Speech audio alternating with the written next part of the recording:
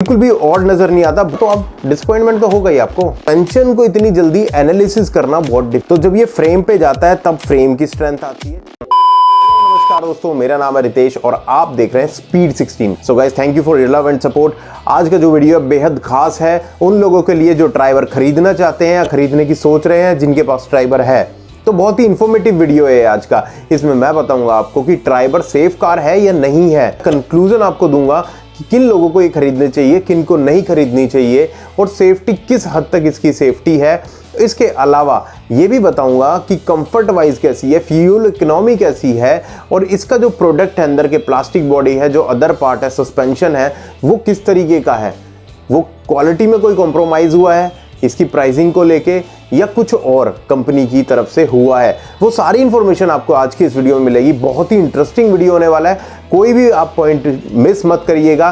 Starting करेंगे सबसे पहले इसके बिल्ड क्वालिटी की, जो बॉडी टाइप है, उसके बाद इंजन के बारे में बात करेंगे, और फिर बात करेंगे इसके सेफ्टी और ओवरऑल जो बिल्ड क्वालिटी है उसके बारे में, और फिर बताऊंगा कि आपको ये कार खरीदनी चाहिए या नहीं खरीदनी चाहिए, या किन लोगों को ये कार खरीदनी चाहिए। सो स्टार्ट करते हैं गाइज आज के इस वीडियो को। और अभी तक चैनल को सब्सक्राइब नहीं किया तो अभी जाके सब्सक्राइब कर दो मेरी नेक्स्ट वीडियोस की अपडेट के लिए। सो स्टार्ट कर दे गाइज। इस cheap car equals to cheap quality. देखिए, कहीं पे आपने सुना होगा, मैंने जितने भी अभी तक ट्राइबर के वीडियोस देखे हैं, तो सब लोग, जितने भी लोग हैं, कभी किसी वीडियो में उसको अच्छा बता देते हैं, कभी किसी वीडियो में उसकी कमियां बताना शुरू कर देते हैं। कोई भी कंक्लूजन नहीं दिया, कोई भी कंक्लूजन की तरफ से आया ही नहीं कि ये कार आपको खरीदनी भी चाहिए या नहीं खरीदनी चाहिए। तो आज की इस वीडियो में बहुत ही टेक्निकल एनालिसिस दूंगा, जो कि आपको समझ आए आम भाषा में, आपको बहुत ईजी होगा समझना, रियली बता रहा हूँ। तो ये वीडियो बिल्कुल एंड तक देखिएगा। एंड में बहुत ही इंफॉर्मेटिव चीज मिलने वाली है, बट वो लिंक्ड है हर एक स्टेप से। सबसे पहले बात करते हैं इसके डिजाइन की। डिजाइन इसका टिपिकल एमयूवी वाला है और बहुत ही अट्रैक्टिव लगता है, बहुत डिसेंट डिजाइन है, कहीं से भी ऑड नहीं लगता कि फ्रंट से और रियर के अगर रेशो चेक करी जाए वो बिल्कुल भी ऑड नजर नहीं आता। बहुत ही प्रोपोर्शनल लगता है इसका डिजाइन, बहुत ही अच्छा डिजाइन लगता है, एक डिसेंट डिजाइन लगता है इसका देखने में। इसके बाद मैं आपको बताऊंगा, मैंने इसके अंदर बैठ के भी देखा। पहले बात करें डिजाइन और कंफर्ट की, स्पेस की, तो स्पेशियस बहुत है ये कार। मैंने फ्रंट रो में ड्राइवर सीट पे बैठा, मैं 5'11" की हाइट रखता हूँ, और मैंने फ्रंट सीट में एडजस्ट करके इसके बाद मैं मिड रो में गया, वो भी मैंने एडजस्ट किया, इसके बाद मैं थर्ड रो में गया, तो मुझे कहीं पे भी स्पेस की कोई प्रॉब्लम नजर नहीं आई। सो अगर आप इसका कंपैरिजन इनोवा से करोगे या किसी और इससे अपर सेगमेंट की कार से करोगे तो आप तो डिसअपॉइंट होगे। एक आप 16 लाख की कार से इसका कंपैरिजन करेंगे 6.5 साढ़े 7 लाख की कार का, तो आप डिसअपॉइंटमेंट तो होगा ही आपको। सो आपको भी बड़ा लॉजिकल एक कंपैरिजन करना चाहिए, एक लॉजिक हो उस कंपैरिजन के पीछे। तो ये कार का कंपैरिजन ऐसे बनता है कि इसकी जो प्राइसिंग है और इसमें आपको क्या मिल रहा है, ये आपको कंपैरिजन परफेक्ट देगा, ना कि इसका कंपैरिजन अगर हम इनोवा से या अर्टिगा से या किसी और कार से करते हैं तो वो कंपैरिजन नहीं है। उसमें आपको डिसअपॉइंटमेंट ज्यादा होगी रादर देन आपको इस कार के बारे में वर्थ पता चले, इस कार की वर्थ पता चले। तो वो चीज नहीं करनी, वो हम आज कर भी नहीं रहे इस वीडियो में। आज मैं इसको आपका प्राइस वर्सेस वर्थ के बारे में बता रहा हूं और इसकी सेफ्टी के बारे में बता रहा हूं। बहुत इंटरेस्टिंग है, बने रहिए। सो गाइज, अगर मैं इंजन की बात करूं, मैंने इस कार को ड्राइव भी किया है, और उस ड्राइविंग करते हुए मुझे जो एक्सपीरियंस फील हुआ है इस कार के साथ, तो फर्स्ट और सेकंड गियर में आपको लैक ऑफ पावर नज़र आएगी, बहुत ज़्यादा पिकअप का इशू नज़र आएगा। उसके बाद जब ये कार चलती है तो एक कांस्टेंट स्पीड में चलती है, बट आपको फिर भी पावर का इशू नज़र आएगा। पर मैं फिर से वही बात कहूँगा कि ये जो जिस प्राइस सेगमेंट में आपको कार मिल रही है, उस प्राइस सेगमेंट के हिसाब से ऐसा इंजन रखना बहुत ज़रूरी हो जाता है, क्योंकि अगर इससे अपर में ये जाएगा तो ये जो मार्केट को टारगेट करना चाह रहे हैं उस टारगेटेड मार्केट में सर्व नहीं कर पाएंगे, कैटर नहीं कर पाएंगे इस कार को। तो उस हिसाब से मैं अगर बात करूँ तो इंजन इसका डिसेंट है, एक्सेप्टेबल है। वो आपको एक हिली एरिया में प्रॉब्लम देगा, क्योंकि मैं देख रहा हूँ जैसे कई वीडियो में मिक्स्ड रिव्यूज़ हैं, कुछ हैं, बट जो मेरी फीलिंग है, जो मैंने कार को चलाया जितना, तो मुझे ये पता है कि ये प्रॉब्लम आएगी आपको हिली एरिया में। जब भी कार बंद हो जाएगी, फिर आप इसको दोबारा से स्टार्ट करते हैं और चढ़ाना शुरू करते हैं किसी भी पहाड़ी पे, तो वहाँ पे इशू आएगा आपको। तो इस चीज़ के लिए तैयार रहिएगा। सो इंजन को मैं एक डिसेंट कहूँगा इस प्राइस सेगमेंट में, इस रेंज में और इस सेगमेंट की कार में ये बहुत डिसेंट प्राइस है। ये बहुत डिसेंट इंजन है, इंजन ऑप्शन आपको बहुत डिसेंट मिलता है। ये इसमें और अपग्रेड कर सकती है कंपनी, तो उसमें प्राइसिंग भी उसी के अकॉर्डिंग बढ़ जाएगी, ज़्यादा प्राइसिंग मिलेगी आपको। इसके बाद बात करते हैं सस्पेंशन की। सस्पेंशन में क्या आता है आपका, जो टायर्स हो गए, उसके बाद कुशन हो गया, जो शॉकर हम बोलते हैं जिन चीज़ों को, उसके ये मेजर आपका सस्पेंशन में आता है। ब्रेकिंग, टायर्स, रिम्स और ये सारी चीज़ें सस्पेंशन में आती है। अगर कोई आपको ये बता रहा है कि इसका सस्पेंशन तो बहुत अच्छा है, तो वो सारी चीज़ें तो आप मान लीजिए कि एक मतलब या तो वो कोई पेड रिव्यू है, कुछ है, क्योंकि सस्पेंशन को इतनी जल्दी एनालिसिस करना बहुत डिफ़िकल्ट है। एक टेस्ट ड्राइव में सस्पेंशन को एनालिसिस करना कि वो लाइफ लॉन्ग चलेगा या नहीं चलेगा, वो कैसा रहने वाला है आने वाले टाइम में, वो बता पाना बड़ा मुश्किल है। सस्पेंशन के लिए अगर किसी ने 10,000 20,000 तक कार चलाई है, तो वही एक अच्छे तरीके से आपको उसका एनालिसिस दे सकता है। क्योंकि जब भी ये टेस्टिंग होती है तो वो एक लंबे टाइम के लिए टेस्टिंग होती है सस्पेंशन की, तब उसकी एग्जैक्ट रेशोज पता चलती हैं कि ये सस्पेंशन कैसा रहने वाला है।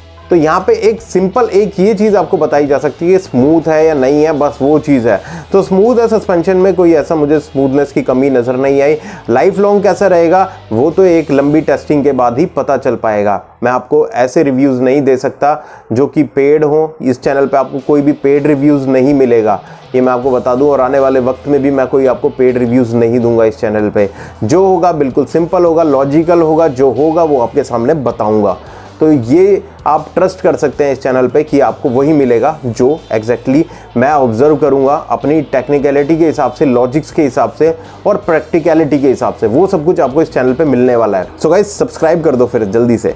इसके बाद सस्पेंशन की बात करूं तो एक डिसेंट सस्पेंशन है, अच्छा सस्पेंशन है। इसकी प्राइस वर्सेस वर्थ को लेके मैं फिर वही कहूँगा, आप इनोवा से इसको कंपेयर नहीं कर सकते। इसके बाद सबसे हॉट टॉपिक, सबसे मोस्ट इम्पॉर्टेंट टॉपिक जो हर आदमी जानना चाहता है, उस पर एक कंक्लूजन चाहता है, सेफ्टी।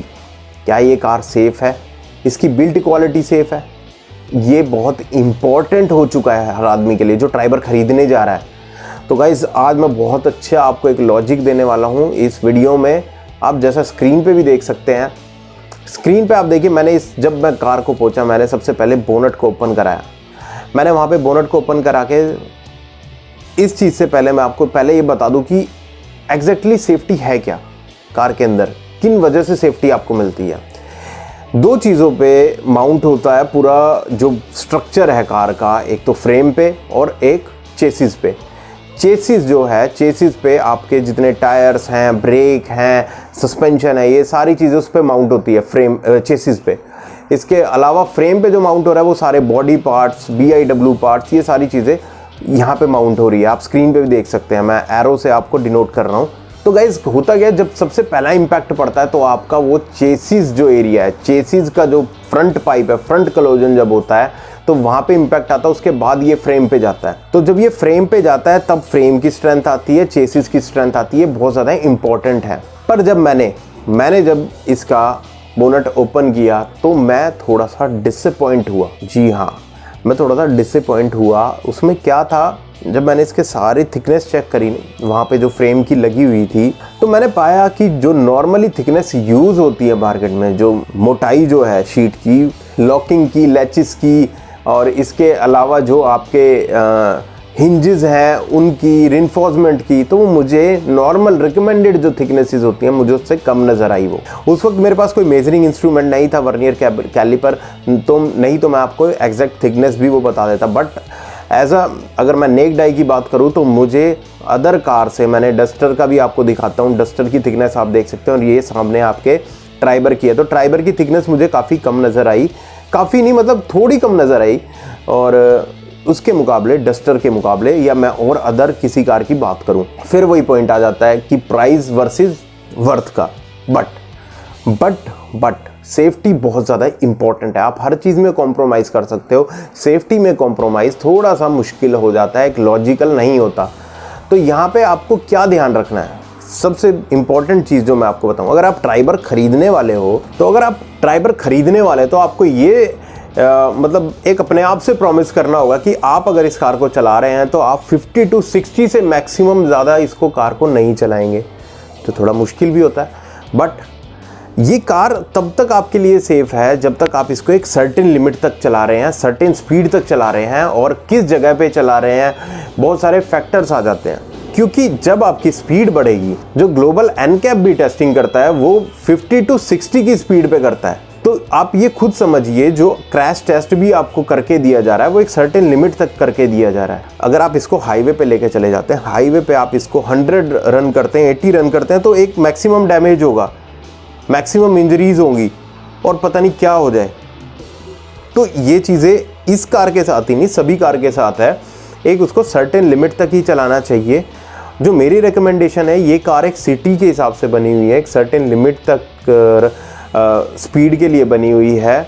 तो मैं उनको रिकमेंड करूंगा जो सिटी में इसको चलाना चाहते हैं, जो रोज़मर्रा की ज़िंदगी में इसको चलाना चाहते हैं, 40 से 50 की स्पीड पे, 60 की स्पीड पे मैक्सिमम चलाना चाहते हैं, वो इसको ख़रीद सकते हैं। बट हाईवे के लिए मैं इसको रिकमेंड नहीं करूँगा, हिली एरिया के लिए भी मैं इसको रिकमेंड नहीं करूँगा। आप ये समझ के मत लीजिए कि मैं इनोवा खरीद रहा हूँ या मैं आर्टिगा खरीद रहा हूँ। प्राइस वर्सेस अगर आप इसको कंपेयर करेंगे तो ये इस कार की बहुत वर्थ है, उसमें कोई डाउट नहीं है।